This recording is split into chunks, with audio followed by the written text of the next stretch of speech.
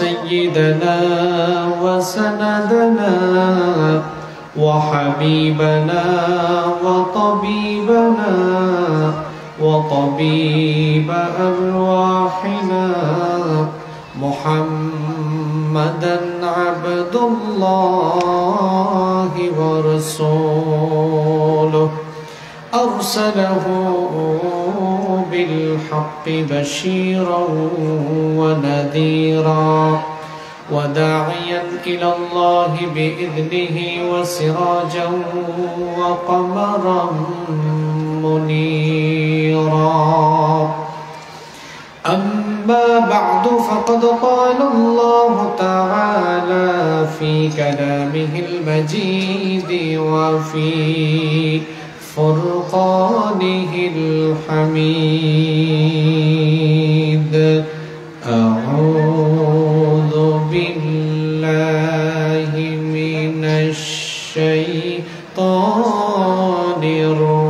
الرجيم بسم الله الرحمن الرحيم إن تجتنبوا كبائر ما تنهون عنه نكفر عنكم سيئاتكم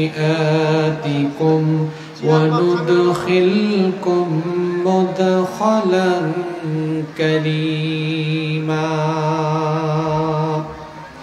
وقال تعالى في شان حبيبه إن الله وملائكته يصلون على النبي يا أيها الذين آمنوا صلوا عليه وسلموا تسليما সবাই আমার সাথে পড়েন اللهم صل على محمد وعلى آل محمد كما صليت على إبراهيم وعلى آل إبراهيم إنك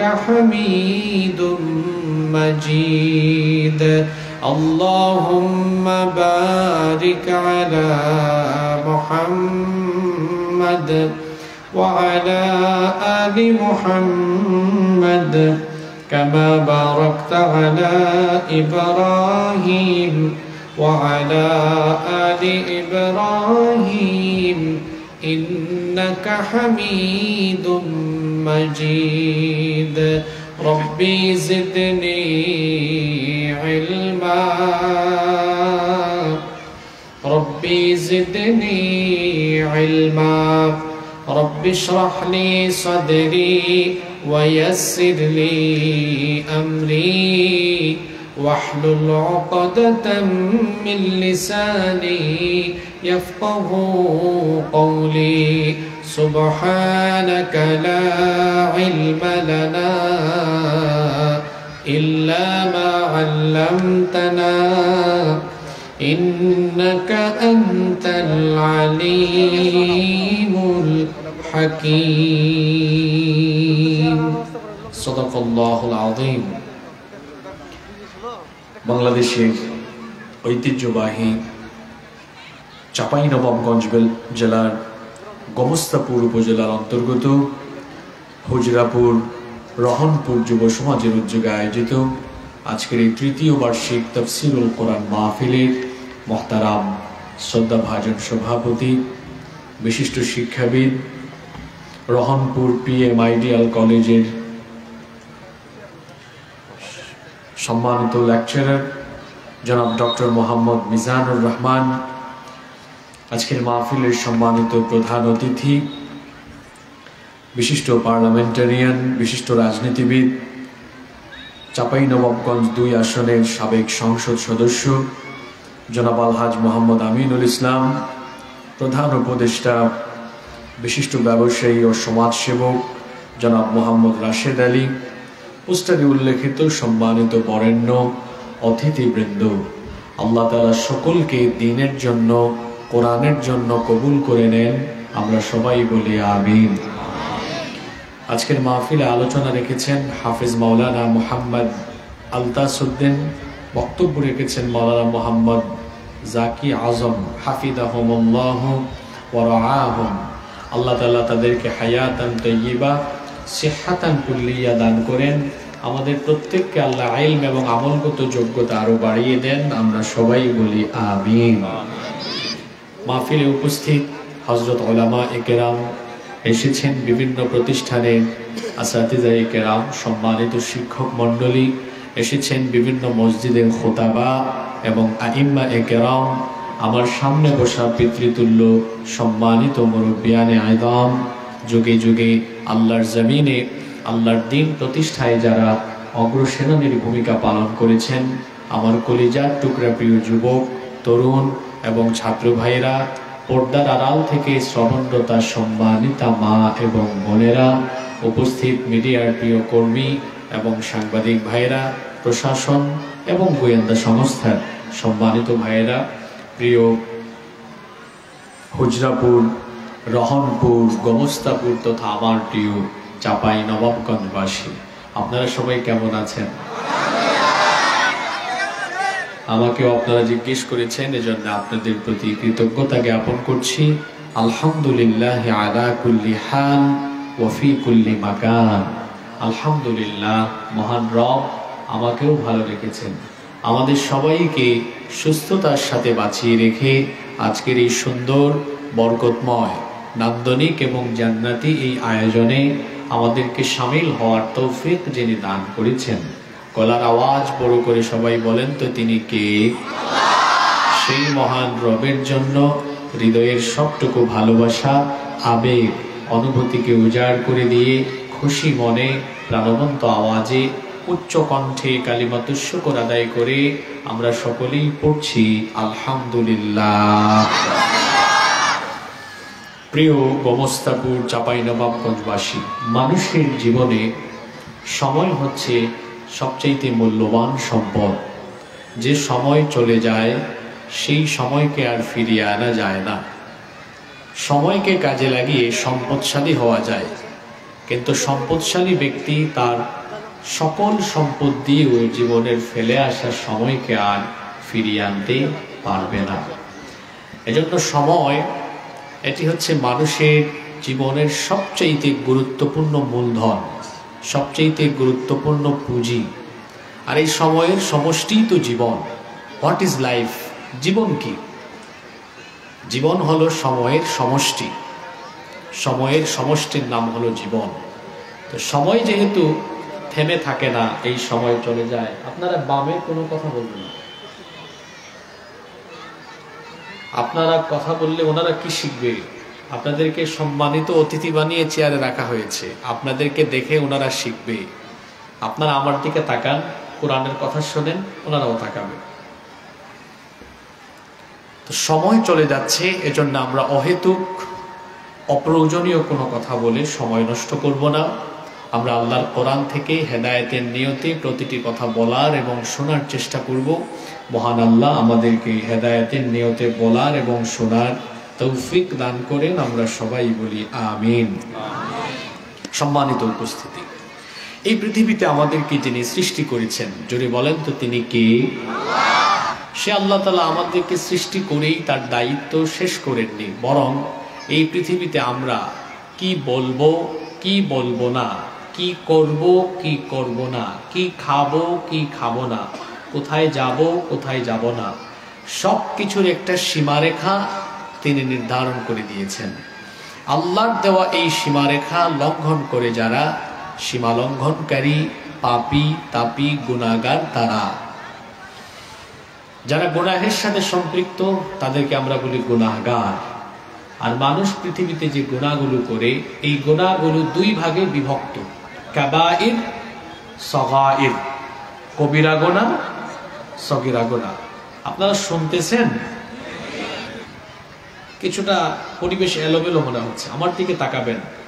আমি কিন্তু আমার কথা শুরু করে দিয়েছি, অমনোযোগী হবেন না। মানুষ যে গুনাহগুলো করে, এই গুনাহগুলো কয় ভাগে বিভক্ত? 2 ভাগে। কাবাইর, সগাইর। আমরা যেটাকে বলি কবিরা গুনাহ, সগীরা গুনাহ। কবিরা যেটা সেটাও গুনাহ, সগীরা যেটা সেটাও গুনাহ। তাহলে দুইটার 2 রকম নাম কেন?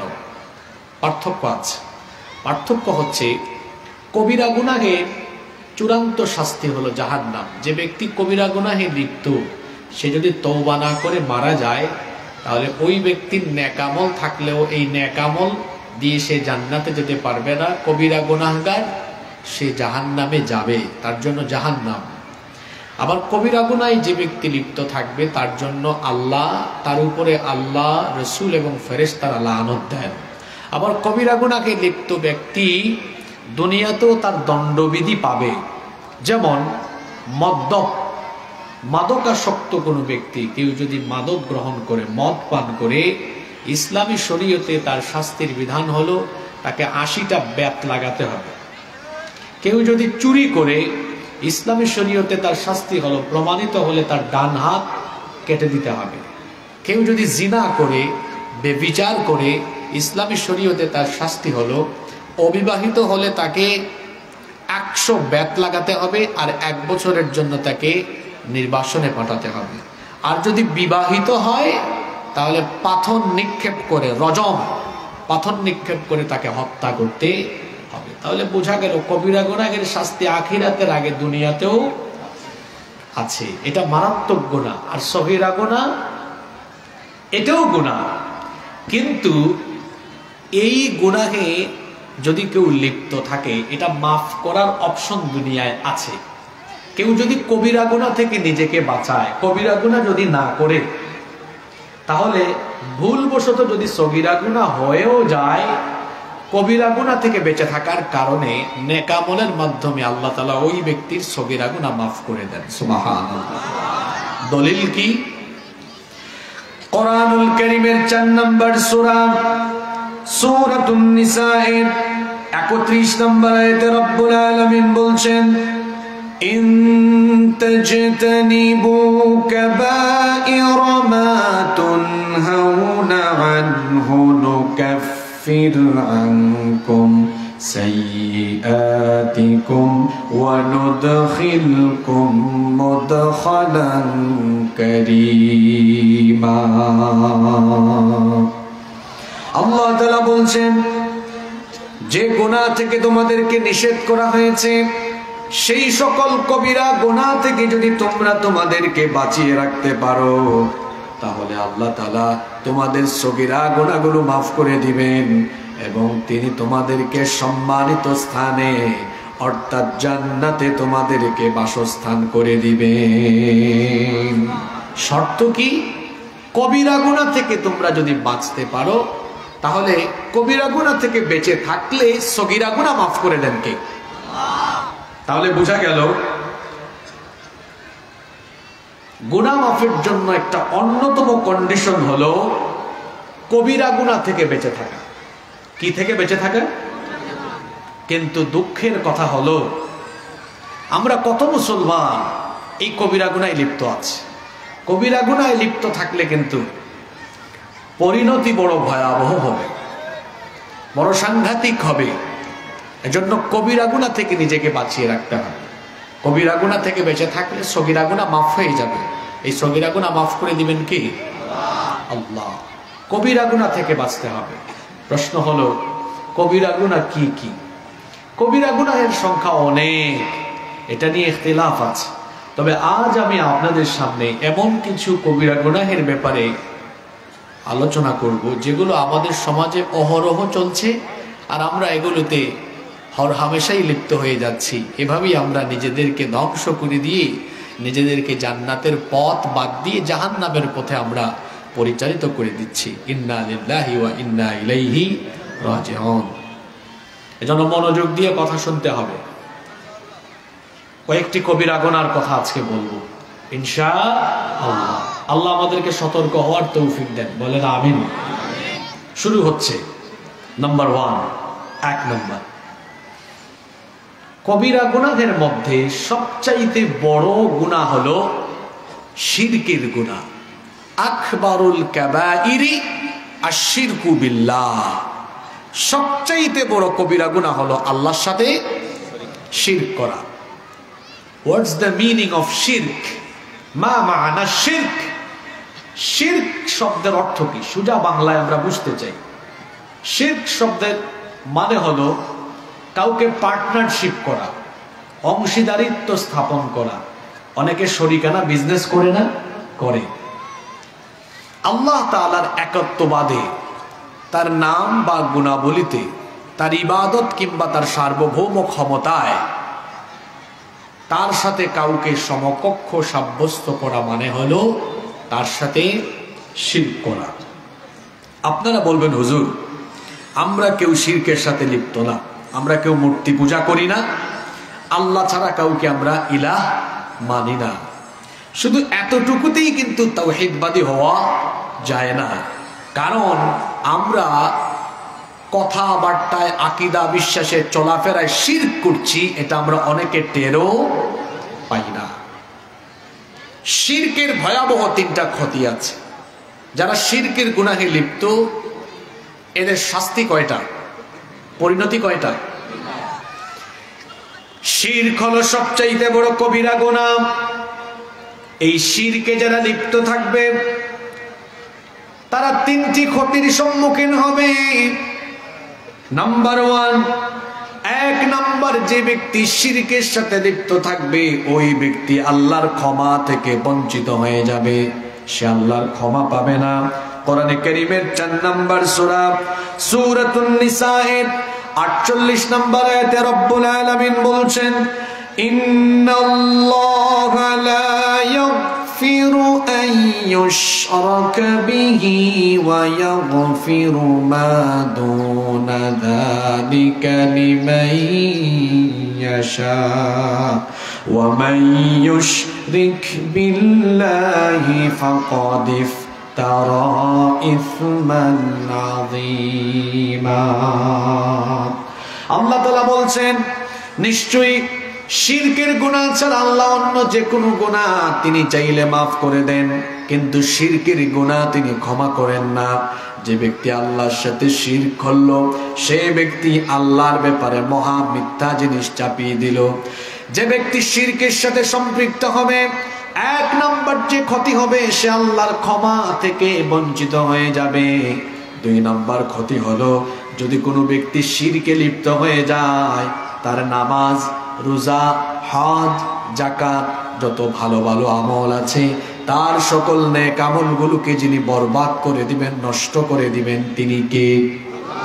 কোরআনুল কারীমের 39 নম্বর সূরা সূরাতুজ জুমারের 65 নম্বর আয়াতে রব্বুল আলামিন বলছেন, ওয়ালাকাদ উহিয়া ইলাইকা ওয়া ইলাল্লাযীনা মিন ক্বাবলিকা লাইন আশরাকতা লায়াহবাতান্না আমালুকা ওয়া লাতাকুনান্না মিনাল খাসিরিন। আল্লাহ তাআলা বলছেন, আমার হাবিব, আমি আপনার উপরে এবং আপনার পূর্ববর্তী নবী রাসূলদের উপরে একই রকমের প্রত্যাদেশ করেছি। সকলকে আমি বলেছি, যদি শিরকের সাথে কেউ লিপ্ত হয়ে যায়, তার সকল আমলগুলো বাতিল হয়ে যাবে এবং সে চরমভাবে ক্ষতিগ্রস্ত হয়ে যাবে। তাহলে শিরকে লিপ্ত ব্যক্তির 2 নাম্বার যে ক্ষতি হবে সেটা হলো তার সব নেক আমল বাতিল হয়ে যাবে। 3 নাম্বার ক্ষতি হলো ওই ব্যক্তির জন্য জান্নাত হারাম হয়ে যাবে, জাহান্নাম তার জন্য অবধারিত হয়ে যাবে। কোরআনে কারীমের 5 নম্বর সূরা সূরাতুল মাইদা এর 72 নম্বর আয়াতে রব্বুল আলামিন বলছেন, ইন্নাহু মান ইউশরিক বিল্লাহি ফাকাদ হারামাল্লাহু আলাইহিল জান্নাতা ওয়া মাওয়াহুন নার ওয়া মা লিয-যালিমিনা মিন আনসার। আল্লাহ তাআলা বলছেন, নিশ্চয়ই যে ব্যক্তি শিরকের সাথে লিপ্ত, তার জন্য জান্নাতকে হারাম করে দেওয়া হয়েছে এবং জাহান্নামকে অবধারিত করে দেওয়া হয়েছে। তাহলে আমরা এই আয়াত থেকে জানলাম যে ব্যক্তি শিরকের সাথে লিপ্ত ওই ব্যক্তির জন্য জান্নাত হারাম করে দিয়েছেন কে? কত দূর থেকে আসছেন আপনারা? 5, 10, 15 কিলো দূর থেকে, তাই তো? আমি তো প্রায় 800 কিলো দূর থেকে আসছি। আসার পরে আমার ব্যস্ততা আর আপনাদের ব্যস্ততা দেখাই। আমার ফোন এই মুহূর্তে বন্ধ। আপনি ফোন আসলে ফোন রিসিভ করেন, আপনার জরুরি ফোন, আমার জরুরি ফোন নাই, তাই না? আমার পরিবার পর্যন্ত আমার সাথে এখন যোগাযোগ করার কোনো চান্স নাই, কোনো ওয়ে নেই। এটা আমার অভ্যাস। আমি যখন কথা বলবো ফোন বন্ধ। আমার কনসেন্ট্রেশন এখন কোনো দিকেই নাই, সব কনসেন্ট্রেশন কোরআনের দিকে আর আপনাদের দিকে। আপনাদের কনসেন্ট্রেশন কারো বাদাম খাওয়ার দিকে, কারো ওই মহিলা প্যান্ডেলের দিকে, কারো পিছনে, কারো সামনে। এ কি হজবরল অবস্থা! হ্যাঁ, এগুলোকে কি আপনারা ওই যে দেশের প্রচলিত যে আবুল তাবুল, আমি আমার ভাষায় বলে ফেলি আবুল তাবুল মাহফিল, কিছু আজান দেবেন না, বক্তা আছে এসে আজান দেয়, পাবলিক মাঝখান থেকে বলে হুজুর আজান দেন, হুজুর একটু গজল গান, কিছুক্ষণ কিচ্ছা বলে, সাপের কিচ্ছা, বেগুনের কিচ্ছা, কিছুক্ষণ চিল্লাচিল্লি করে, কিছুক্ষণ লাফালাফি করে। উচ্চশিক্ষিত মানুষরা এরা যখন ফেসবুকে সোশ্যাল মিডিয়া এগুলো দেখে হাসে আর বলে পাগল ছাগলের দল।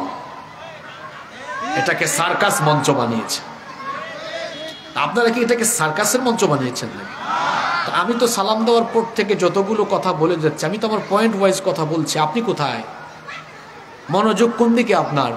দেখি একটা ক্লাস টেস্ট হয়ে যাক তো। শিরকে লিপ্ত ব্যক্তির ক্ষতি হবে কয়টা? আচ্ছা, বেশিরভাগ চুপচাপ। বাদাম খাওয়ান না পার্টি, বুট খাওয়ান না পার্টি, এটা চক্ষু এদিক ওদিক যায়। ওই আমাদের মনোযোগ অন্যদিকে যাচ্ছে না কেন? 1 নম্বর বলেছে যে ব্যক্তি শিরকে লিপ্ত হবে। আপনি বলতেছেন হুজুর কোন ওয়াজ শুরু করছে, একটু পরে বুঝবেন গো। এই ক্ষতিতে আপনি পড়ছেন, এই 3টা ক্ষতি আপনার হচ্ছে, আপনি জানেনও না। আপনি জানবেন কেমনে? আপনি তো রুগী, আমি ডাক্তার। আমি একটু পরে আপনার রোগ নির্ণয় করব যে এই রোগের রুগী আপনি। আপনি বলবেন হুজুর আমি শিরক করতেছি না। আমি বললাম তো কিছুক্ষণ পরে আপনাকে দেখাবো আপনি এই রোগের রুগী, এই রোগে আক্রান্ত। আপনি রুগী কেমনে বুঝবে তার রোগ আছে? এটা তো ডাক্তার ভালো বুঝবে। তার রোগ তো নির্ণয় করে দিবে কে? ডাক্তার। আপনি ভাবতেছেন না হুজুর আমার এটা হয় না, একটু পরে বুঝবেন হয়েছে কিনা। আগে বোঝাচ্ছি এই রোগের ক্ষতিটা কি। 1 নাম্বার, ওই ব্যক্তি আল্লাহর কি থেকে বঞ্চিত? জোরে বলেন। দেখছেন, অথচ আমি আয়াত দিয়ে সূরা নাম্বার, আয়াত নাম্বার বলে রেফারেন্স দিয়ে গিয়েছি। মনে নাই? পাবলিক, আচমকা পাবলিক। এ ধরনের পাবলিকের আমাদের কোনো দরকার নেই। যুগ জামানা পাল্টে দিতে চাই না অনেকজন, একজনই আনতে পারে জাতির জাগরণ। আমাদের দেশে হুজুরদের এত ফ্যান ফলোয়ার, তারপরে হুজুররা রাষ্ট্র পরিচালনার দায়িত্ব পায় না কেন জানেন? কারণ হুজুরদের ফ্যান ফলোয়ার যারা, এরা বেশিরভাগই আবেগী পাবলিক। দাঁড় করায় দেন না কয়েকজন হুজুরকে, 1000 ভোট পাবে কিনা সন্দেহ আছে। আবেগ আবেগ আবেগ,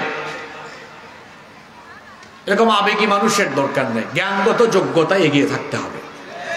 একটু আগে তো আপনাকে সূরা নাম্বার, আয়াত তিলাওয়াত করে অনুবাদ করে বুঝাই দিলাম। তা আপনি কোন দিকে ছিলেন? শিরকে আক্রান্ত ব্যক্তির 1 নাম্বার ক্ষতি হলো ওই ব্যক্তি আল্লাহর ক্ষমা থেকে বঞ্চিত। আল্লাহর ক্ষমা থেকে যে ব্যক্তি বঞ্চিত, বলেন ওই ব্যক্তির জান্নাত পাওয়ার কোনো উপায় আর আছে? 2, ওই ব্যক্তির সারা জীবনের নেক আমল, মাহফিলে আসলো গেল, নামাজে গেল, তাহাজ্জুদ পড়লো, হজ জাকাত রোজা সব বাতিল, আল্লাহ ছুঁড়ে ফেলে দিবেন। তোর এগুলো আমি অ্যাকসেপ্ট করলাম না, তোর এগুলো আমি গ্রহণ করলাম, বাতিল, সব বাতিল। বিষয়টা যেন এমন রেজিস্ট্রেশন করে নাই এমন ছাত্র পরীক্ষায় ঢুকে সব প্রশ্নের উত্তর দিয়েছে, কিন্তু রেজাল্ট শিটে তার কোনো নাম, তারপর রেজিস্ট্রেশন হয় নাই। আর কি হয় নাই? 3, শিরকে লিপ্ত ব্যক্তি জান্নাতের গন্ধও পাবে না, ওর জন্য জাহান্নাম ওয়াজিব করে দিবেন কে? আল্লাহ। ভয়াবহ গুনাহ এটা। শিরক তাওহীদে আল্লাহর একত্ববাদে হচ্ছে, আল্লাহর রুবুবিয়াতের সাথে হচ্ছে, আসমা ও সিফাতের সাথে হচ্ছে, উলুহিয়াতের সাথে হচ্ছে। শিরক দুই প্রকার, শিরকে আকবার, শিরকে আসগর। এটা বলতে গেলে লম্বা আলোচনা, আমি সংক্ষেপে বলে যাচ্ছি। আল্লাহ ছাড়া অন্য কারো গায়েবী ক্ষমতা আছে এটা বলা বা বিশ্বাস করা, এটা হচ্ছে আল্লাহর সাথে শিরক করা। কেউ যদি গণকের কাছে যায়, জ্যোতিষীর কাছে যায়, গ্রামে গঞ্জে অনেক মহিলারা আছে জ্যোতিষীকে গণককে গিয়ে হাত দেখায়, ভাগ্য গণনা করে, এদের কাছে যারা যাবে ইমানদার থাকবে না, মুশরিক হয়ে যাবে। জাদু টোনা বান মারা এগুলোর সাথে সম্পৃক্ত হয়ে দেখা যায় একই পরিবারে ভাই বোনের মধ্যে দ্বন্দ্ব লাগিয়ে দিয়েছে। জাদুবিদ্যা এটা শয়তানি বিদ্যা। জাদু এবং অন্যান্য যে সকল তন্ত্রমন্ত্র আছে, কিংবা অনেকে আছে হাড় দিয়ে তাবিজ বানায়, তাবিজ লটকায়, হাড় দিয়ে বা বিভিন্ন সুতা দিয়ে তাবিজ বানায়, এগুলা ঝুলায় লটকায়, এগুলো যারা করে আল্লাহর সাথে এরা শিরক করে। আল্লাহ যেটা দিতে পারেন, আল্লাহ যেটা করতে পারেন, অন্য কেউ সেটা দিতে পারে বা করতে পারে, এমনটা বিশ্বাস করা হলো শিরক। আজকে এই শিরক ব্যক্তি থেকে নিয়ে পরিবার, পরিবার থেকে নিয়ে রাষ্ট্র পর্যন্ত শিরক চলে গিয়েছে। রাষ্ট্রীয়ভাবে পর্যন্ত শিরক হচ্ছে। আল্লাহর ইবাদতে কেমনে শিরক হচ্ছে দেখেন। আল্লাহ যেটা হালাল করেছেন, রাষ্ট্র সেটা হারাম করেছে। আল্লাহ যেটা জায়েজ করেছেন, রাষ্ট্র সেটা হারাম করেছে, রাষ্ট্র সেটা অপরাধ করে দিয়েছে। আল্লাহর আইনে যেটা অপরাধ তাদের চোখে সেটা ভালো, আল্লাহর আইনে যেটা ভালো তাদের চোখে সেটা মন্দ। কি আছেন এখানে আপনারা? একটা উদাহরণ দেই, আল্লাহর আইনে ভালো, আপনাদের আইনে খারাপ, আল্লাহর আইনে খারাপ, আপনাদের আইনে ভালো। দিব উদাহরণ দিব। এই গোমস্তাপুরে 17 বছরের এক ছেলে 15 বছরের মেয়েকে বিয়ে করলো। এটা আপনাদের আইনে কি? কথা বলছেন না কেন আপনারা? আপনাদের আইনে অপরাধ, আপনাদের আইনে এটা বাল্য বিবাহ। আল্লাহর আইনে কি এটা অপরাধ? আল্লাহর আইনে এই বিবাহের নাম বালেগ বিবাহ। কি বিবাহ? বালেগ বিবাহ। ওর বালেগ হয়েছে না, এজন্য বলেছি বালেগ বিবাহ। ঠিক আছে, এবার আসেন উল্টা করে দেন তো।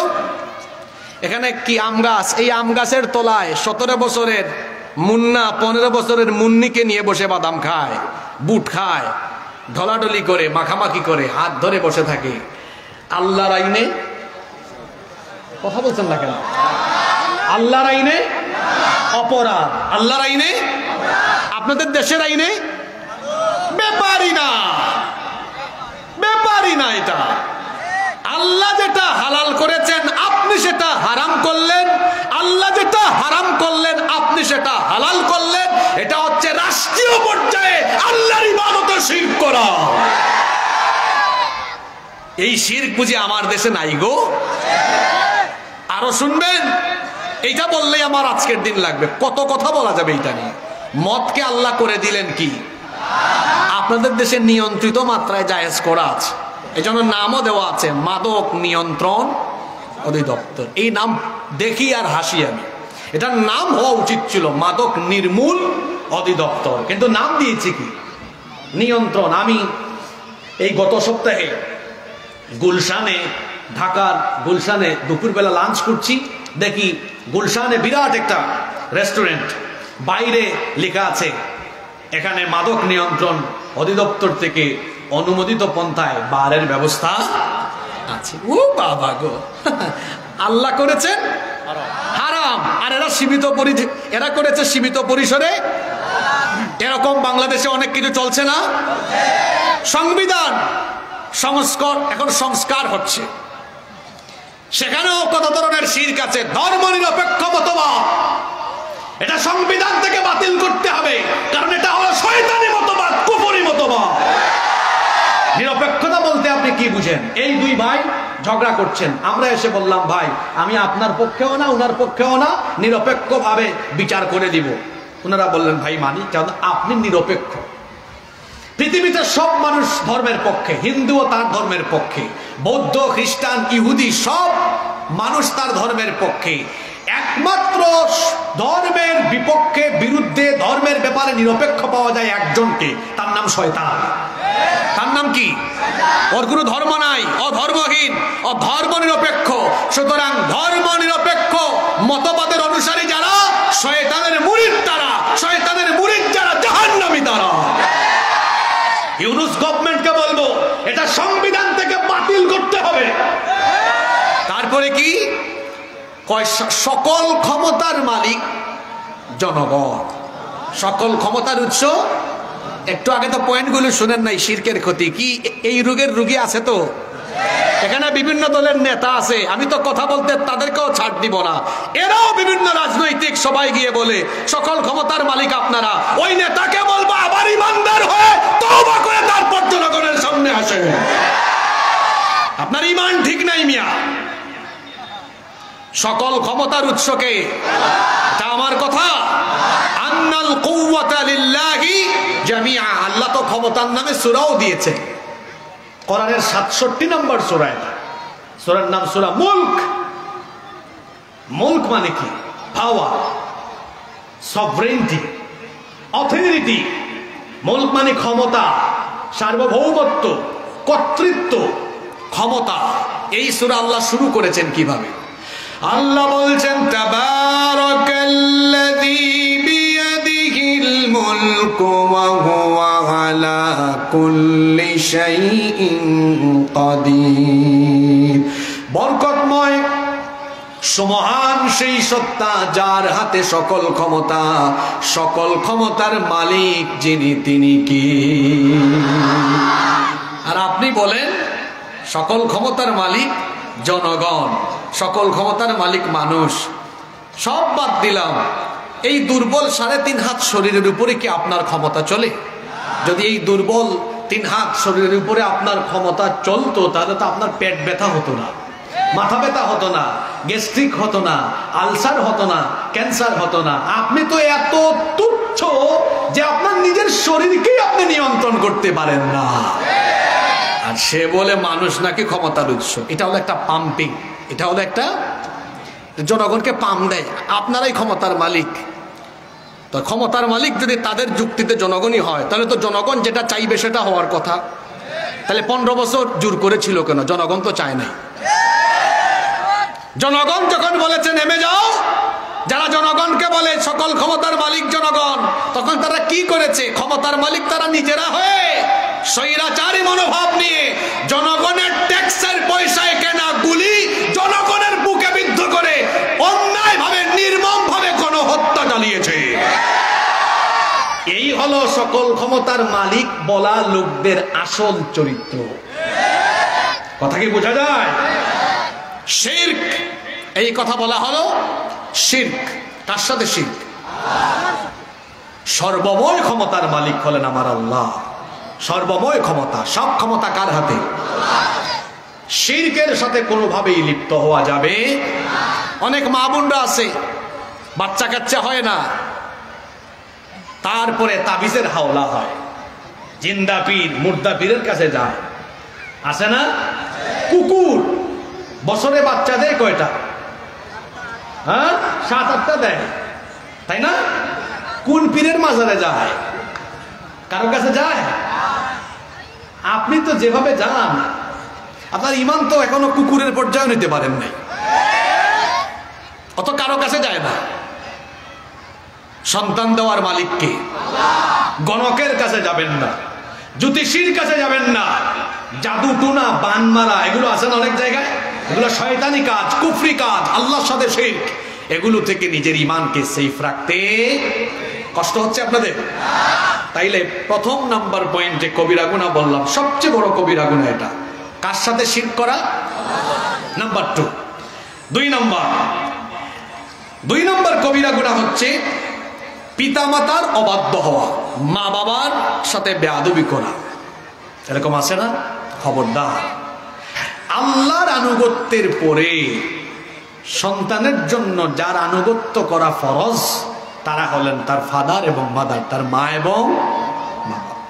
রব্বুল আলামিন কোরআনে কারীমের 17 নম্বর সূরা, সূরা বনী ইসরাঈলের 23 নম্বর আয়াত থেকে বলছেন, وَقَضَى رَبُّكَ أَلَّا تَعْبُدُوا إِلَّا إِيَّاهُ ইয়্যাহু ওয়া বিল ওয়ালিদাইনি ইহসানা। আর তোমাদের রবের পক্ষ থেকে এই ফয়সালা হয়েছে তোমরা তিনি ছাড়া আর কারো ইবাদত করবে না। লা আল্লাহ তা'বুদু ইল্লা ইয়্যা, সতর্ক হও, সাবধান হও, তিনি ছাড়া আর কারো ইবাদত করবে না। আর আল্লাহর আনুগত্যের পরে, আল্লাহর ইবাদতের পরে তোমাদের জন্য দায়িত্ব হলো ওয়া বিল ওয়ালিদাইনি ইহসানা, তোমাদের পিতামাতার ইহসান করা, পিতামাতার সাথে সদাচরণ করা, তাদের সাথে উত্তম আচরণ করা। এরপরে আল্লাহ বিশেষ করে পিতামাতার বার্ধক্য সময়ের কথা বললেন। কারণ মা বাবা যখন প্রৌঢ় বয়সে থাকে, যখন তাদের শরীরে শক্তি সামর্থ্য থাকে, তখন তাদের যতটা খেদমতের দরকার তার চেয়ে বেশি খেদমত দরকার বার্ধক্য বয়সে। আর এই সময় ছেলে মেয়েরা দেখা যায় পিতামাতা সম্পর্কে গাফেল হয়ে যায়, পিতামাতাকে এই সময় অনেকে অবহেলা করে। এজন্য রব্বুল আলামিন পিতামাতার এই দুর্বল কালের কথা কোরআনে কারিমে বলে সন্তানদেরকে সতর্ক করে দিলেন, শোনো, তোমার মা বাবা দুজন বা তাদের কোনো একজন যখন বার্ধক্যে উপনীত হয়ে যাবে, তাদের সাথে তোমার বিহেভিয়ার কেমন হবে শোনো। আল্লাহ তাআলা কত সুন্দর করে আমাদেরকে বললেন, ইম্মা ইয়াবলুগান্না ইনদাকাল কিবারা আহাদুহুমা আও কিলাহুমা ফালা তাকুল লাহুমা উফ ولا تنهرهما وقل لهما قولا كريما। আল্লাহ তাআলা বলছেন, যখন তোমাদের মা বাবা দুজন কিংবা তাদের কোনো একজন বার্ধক্য বয়সে চলে যায়, তখন তোমরা বিরক্ত হয়ে রাগ করে ফালা তাকুল লাহুমা উফ, উফ উফ শব্দ পর্যন্ত তাদেরকে বলো না। কারণ তোমার পিতা মাতা এমন সেন্সিটিভ জায়গা, এখানে যদি মাত্র একবার রাগ করে বিরক্ত হয়ে উফ শুধু বের করো মুখের থেকে, জান্নাত হারাম হয়ে যাবে, জাহান্নাম ওয়াজিব করে দিবেন কে? খবরদার, যাদের মা বাবা আছে তাদের ঘরে কোনো জান্নাতের নিয়ামত আছে, যাদের পিতা মাতা আছে তাদের ঘরের ভিতরেই তাদের জান্নাত আছে। মা বাবার সাথে কখনো রাগ করে কথা বলবেন না। আল্লাহ কি ভয়াবহ সতর্ক বার্তা দিলেন। আল্লাহ বললেন, ওয়ালা তানহারহুমা, তোমার মা বাপকে ধমক দিও না। চক্ষু মোটা করে, চক্ষু লাল করে, ধমকের স্বরে তুমি কখনো মা বাবার সাথে কথা বলো না। গলার আওয়াজটাকে তাদের সামনে বড় করে দিও না। আমরা বললাম, আল্লাহ তাহলে আমি আমার বাবা মায়ের সাথে কেমন করে কথা বলবো? আল্লাহ শিখিয়ে দিলেন, ওয়াকুল লাহুমা কওলান কারীমা, ভদ্র হয়ে, নম্র হয়ে, সম্মানের ভাষায়, বিনয়ের সাথে তোমার মা বাবার সাথে কথা বলো। এই হুকুমটা কার? শুধুমাত্র এক জায়গায় পিতামাতার হুকুম মানা যায় না, মাত্র এক জায়গায় মা বাবার কথা মানা যায় না, এছাড়া মা বাবার সব কথাই মানতে হবে। কয় জায়গায় মা বাবার কথা মানা যায় না? কোন জায়গা? রব্বুল আলামিন বলছেন, ওয়া ইন জাহাদাকা আলা আন তুশরিকা বিমা লাইসা লাকা বিহি ইলমুন ফালা তুতি'হুমা। তোমার পিতামাতা যদি তোমাকে এমন কোন বিষয়ে চাপাচাপি করে, প্রেসার ক্রিয়েট করে, এমন কোন বিষয়ে যদি তোমাকে বাধ্য করে, যেটা করলে পরে আল্লাহর সাথে শিরক হবে, যে বিষয়ের কোনো জ্ঞান তোমার কাছে নাই, এমন কোন ব্যাপারে যদি তোমার মা বাবা তোমাকে চাপাচাপি করে, প্রেসার ক্রিয়েট করে, ফালা তুতি'হুমা, ওই জায়গায় তোমার পিতা মাতার কথা তুমি মানবে না। উদাহরণস্বরূপ আপনার মা বাবা বললেন, তুই নামাজ পড়বি না, নামাজে যাওয়ার দরকার নাই, এটা আল্লাহর নাফরমানি। আল্লাহর নাফরমানির কথা যদি মা বাবা সন্তানকে বলে, সন্তান সেই কথা মানবে? অনেক পরিবার আছে যেই পরিবারের মা বাপ, পরিবারের কেউ পর্দা করে না। ওই রকমই পরিবারে হঠাৎ করে দেখা যায় কোনো মেয়ে তার ভালো সঙ্গী সাথীর কারণে, অথবা ভালো প্রতিষ্ঠানে পড়ালেখা করার কারণে, অথবা কোনো ইসলামী সংগঠনে সম্পৃক্ত হওয়ার কারণে সে হঠাৎ করে পর্দা আরম্ভ করলো। কিন্তু ওই ঘরের মা বাপ তখন ওই মেয়েটাকে চাপ দেয়, তোকে এত পর্দাশীলা হতে কে বলেছে, এত বুরখা পড়তে, নিকাব করতে কে বলেছে, তুই বুরখা পরবি না, বুরখা পরে বের হবি না। এইরকম অনেক পরিবার কিন্তু বাংলাদেশে আছে। এরকম একটা পরিবারে মেয়ের জন্ম হয়েছে। ওই মেয়েটাও ছোটবেলা থেকে বেপরদা চলাফেরা করেছে, এমন একটা কলেজে ভর্তি হয়েছে।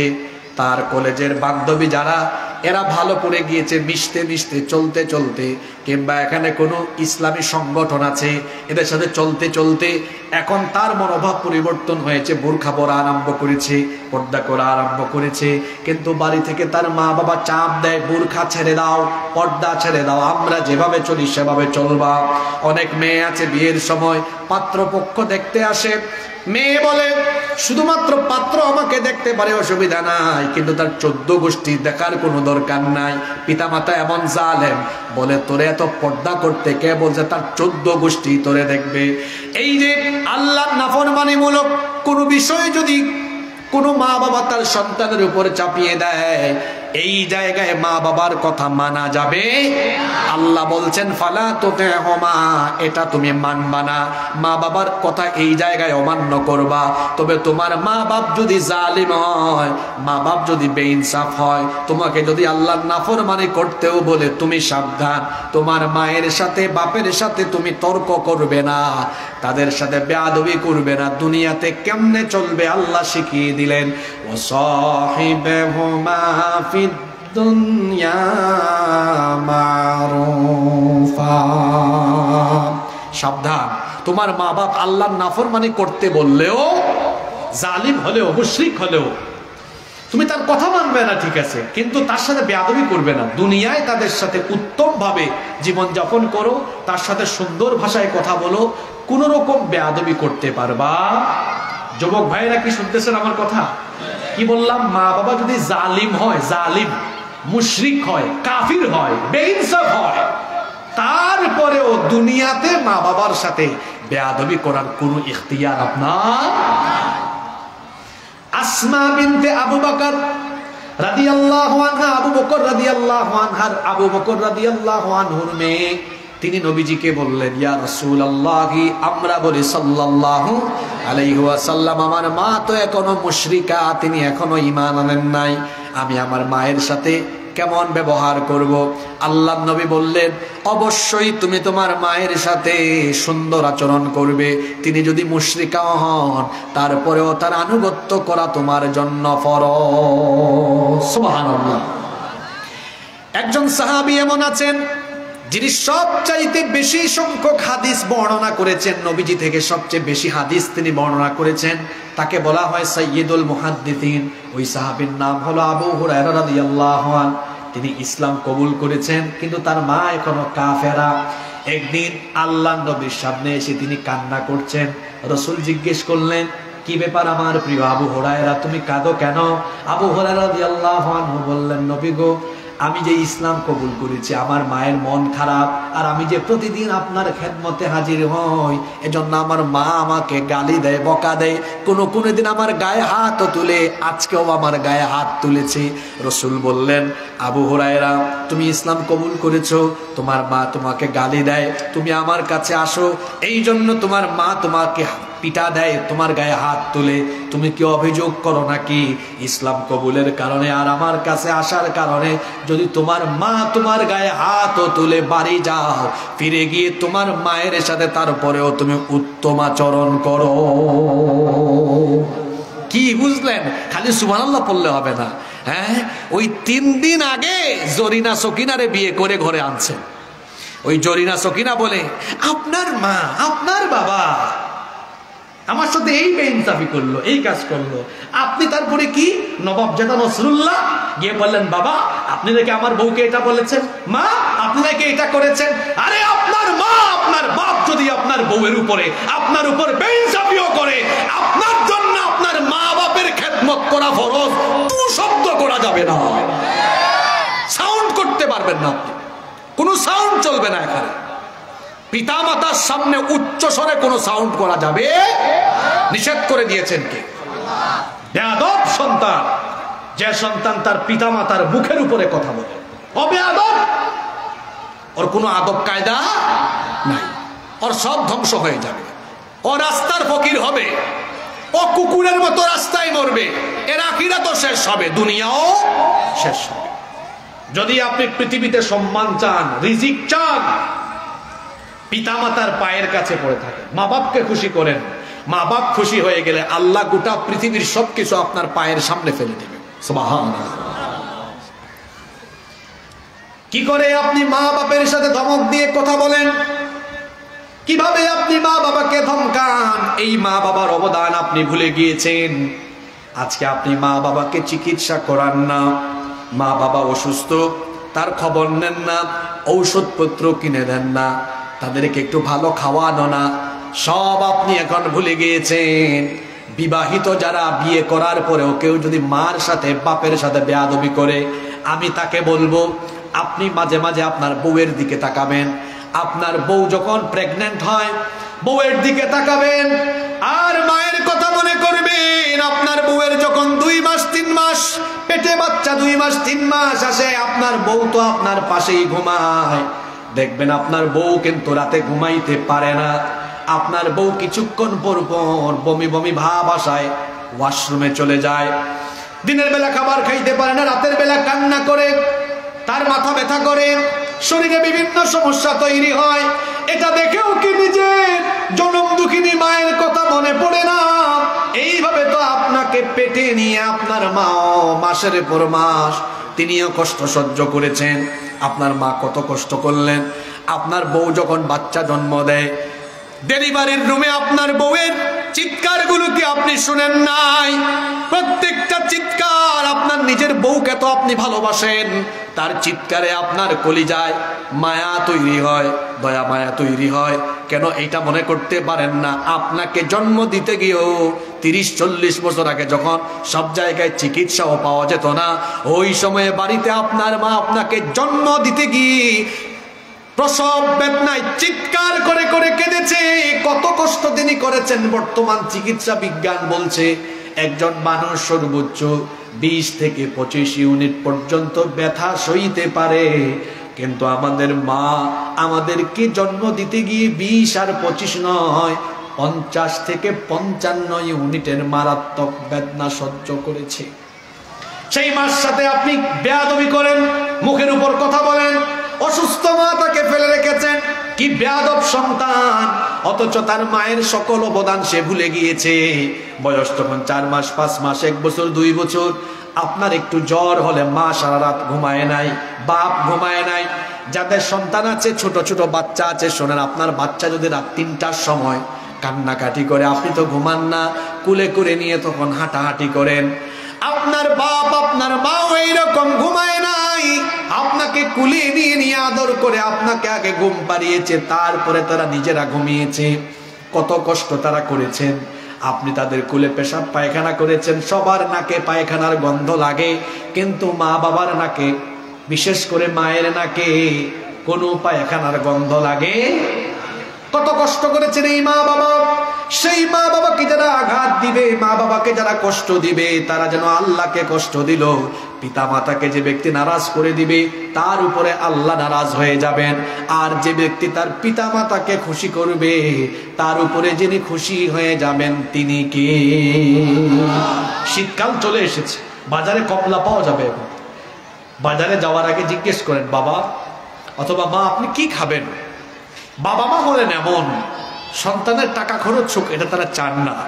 দেখবেন আপনি বললেও বলবেন বাবারে কিচ্ছু লাগবে না, তারপরেও বাজার থেকে যাওয়ার সময় একটু কমলা কিনে নিয়ে যান। তারপরে বাবা মায়ের রুমে ঢুকে কমলা ছিলে নিজের হাতে খাইয়ে দেন। দেখবেন কমলা খাওয়ার সময় একটা মুচকি হাসি মারবে, এই হাসিতে আল্লাহর আরশ আপনার উপর খুশি হয়ে যাবে। সুবহানাল্লাহ।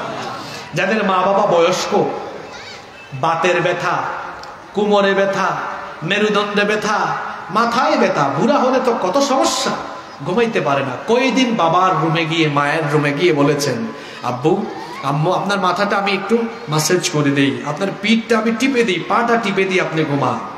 না, এটা তো বলেন নাই। অথচ আপনি অসুস্থ হলে আপনার মা বাবা আপনাকে কত কষ্ট করে ঘুম পাড়িয়েছে, আপনার মা বাপ চাইবে না এটা, আপনি যান না। তারপরেও রাতের বেলা আপনি আপনার বাবার রুমে যান, বলেন আব্বু আপনি না আমাকে ছোটবেলা ঘুম পাড়িয়েছেন, এখন আমি বড় হয়েছি তো আমি এখন আপনার ঘুম পাড়াই। আপনি বাবার মাথাটা টিপে দেন, একটু পিঠ বা পাটা টিপে দেন, পা টিপে টিপে ঘুম পাড়ান। বাবা ঘুমানোর সময় আল্লাহকে ফরিয়াদ জানাবে, আল্লাহ ঘুমানোর আগে আমার ছেলেটা আমাকে শান্তি করে দিয়েছে, তুমিও তাকে দুনিয়া আখিরাতে শান্তি করে দাও। সুবহানাল্লাহ। পৃথিবীতে যারা সফল হয়েছেন তাদের ইন্টারভিউ নেবেন, জিজ্ঞেস করবেন কি করে আপনারা এই সফলতার জায়গায় এসেছেন। প্রত্যেকটা ব্যক্তি বলবে আমি আমার মা বাপকে খুশি করে তারপর এই জায়গায় এসেছি। মা বাবাকে খুশি করা ছাড়া কেউ জীবনে প্রতিষ্ঠিত হতে পারেনি, সফল হতে পারে নাই। আল্লাহর সাথে শিরকের পরে আরেকটা বড় শিরক, আরেকটা বড় কবিরা গুনাহ হলো পিতামাতার অবাধ্য হওয়া। যাদের পিতামাতা আছে আমি তাদেরকে অনুরোধ করে যাচ্ছি, ভাইয়েরা মা বাবার সাথে বেয়াদবি করবেন না, নইলে সকল আমলগুলোকে বরবাদ করে যিনি দিবেন, জোরে বলেন তো তিনি কে? নাম্বার 3, 3 নাম্বার কবিরা গুনাহ হলো ইচ্ছা করে ফরজ নামাজ পরিত্যাগ করা।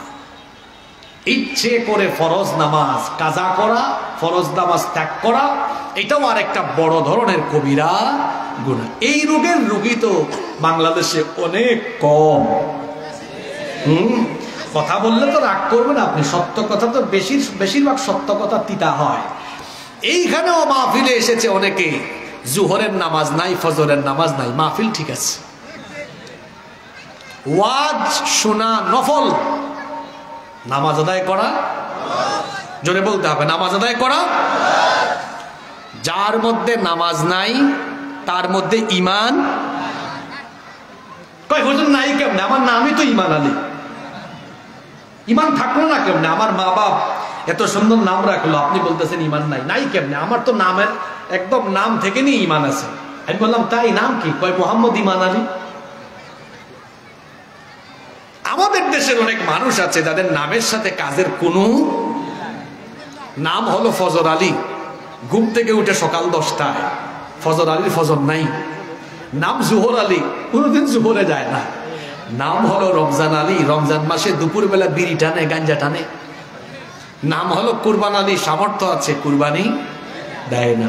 এরকম বহুত ইমান আলী আছে, বহুত ইমান আলী আছে। নাম আব্দুল মোমেন, এখানে কেউ থাকলে রাগ করেন না, আবার নাম হলো কি আব্দুল মোমেন, কিন্তু আজান হলে নামাজে। অথচ আল্লাহ নবী বলেছেন বাইনাল আবদি ওয়া বাইনাল কুফরি তারকুস সালাহ, আল্লাহর বান্দা আর কাফিরের মধ্যে পার্থক্য হলো নামাজ ছেড়ে দেওয়া। কি বললাম বলেন দেখি? মুমিন আর কাফেরের পার্থক্য নির্ধারিত হয় কোন ইবাদত দিয়ে? জোরে বলেন, এই দিক থেকে আওয়াজ হয় নাই। মুমিন আর কাফিরের পার্থক্য কি দিয়ে? আরেকবার বলেন, আপনারা কি মুমিন না অন্য কিছু? সাহস করে বলতে পারে না। আপনারা কি? আল্লাহ সাক্ষী থাকেন, আমরা ইমানের ঘোষণা দিয়েছি, আপনি আমাদের ইমান কবুল করেন। তাহলে আপনারা মুমিন। মুমিনের কাজ আজান হলে মসজিদে যাওয়া না মসজিদ থেকে দূরে থাকা? কোথায় যাওয়া? ওই যে আলোচনার শুরুতে একটা কথা বলছিলাম, কবিরা গুনাহ থেকে বেঁচে থাকলে সগীরা গুনাহ মাফ করে দেন কে? আর সগীরা গুনাহ কি দিয়ে মাফ হয়? এমনি মাফ হয় না, নেক আমল দিয়ে সগীরা গুনাহ। এই যে নামাজ ছেড়ে দেওয়া কবিরা গুনাহ, কিন্তু নামাজ আপনি পড়লেন, আদায় করলেন, আদায়ের কারণে কি হবে শুনেন। যদি আপনার ভুলবশত কোনো সগীরা গুনাহ হয়ে যায়, এগুলো আল্লাহ মাফ করে দেন কেমনে? বুখারীর হাদিস, নবীজি বলেছেন as-salawatul khamsu wal jumu'atu ilal jumu'ati kafaratul lima bainahunna ma lam tughshil kaba'ir। আল্লাহ নবী বলেছেন, বান্দা যখন কবিরা গুনাহ করে না, এমত অবস্থায় সে যদি 5 ওয়াক্ত নামাজ যথাযথ আদায় করে, এক জুমা থেকে নিয়ে পরবর্তী জুমা পর্যন্ত যদি সকল নামাজ সুন্দরভাবে আদায় করে, তাহলে এর মাঝখানে যদি সগীরা গুনাহ হয়েও যায়, 5 ওয়াক্ত নামাজের এই আমলের কারণে তার সগীরা গুনাহ আল্লাহ মাফ করে দিবে। সগীরা গুনাহ নেক আমলে মাফ হয়। যেমন কোন ব্যক্তি ওযু করে অজু যখন সে করে, নবীজি বলেছেন অজুর অঙ্গ প্রত্যঙ্গ থেকে যখন পানি ঝরে পড়ে তখন তার গুনাহগুলো ঝরে পড়ে। যখন সে কুলি করে তার মুখের গুনাহ মাফ হয়। যখন সে মুখমণ্ডল ধৌত করে তখন তার চোখের গুনাহ, মুখের গুনাহগুলো মাফ হয়। যখন সে তার দুই হাত কনুই পর্যন্ত ধৌত করে অজুর পানিগুলো যখন বেয়ে বেয়ে পড়ে তখন তার দুই হাতের সগীরা গুনাহগুলো ঝরে ঝরে পড়ে। সুবহানাল্লাহ। যখন সে পা ধৌত করে তার পা দ্বারা সংগঠিত সগীরা গুনাহ মাফ হয়। এমনি করে সে যখন মসজিদের দিকে ধাবমান হয় প্রতিটি পদক্ষেপে পদক্ষেপে তার সগীরা গুনাহ মাফ করে দেন কে? এরকম নেক আমল দিয়ে সগীরা গুনাহ মাফ হয়, কিন্তু কবিরা গুনাহ মাফ হয় না। সগীরা গুনাহ মাফের অনেক আমল আছে, যেমন কোন ব্যক্তি যদি নবীর উপরে দরুদ পড়ে, আল্লাহর নবী বলেছেন মান সাল্লা আলাইয়া সালাতান ওয়াহিদাতান, যদি কোনো ব্যক্তি একবার নবীর উপরে দরুদ পড়ে আল্লাহর নবী বলেছেন সাল্লাল্লাহু আলাইহি আশরু সালাওয়াত, আল্লাহ ওই ব্যক্তির উপরে 10 বার রহমত বর্ষণ করবেন। ওয়া হুত্তাত আনহু আশরু খাতিআত, একবার দরুদ পড়লে আল্লাহ ওই ব্যক্তির আমলনামা থেকে 10টা সগীরা গুনাহ মাফ করে দেন। নেক আমল দিয়ে সগীরা গুনাহ কি হয়?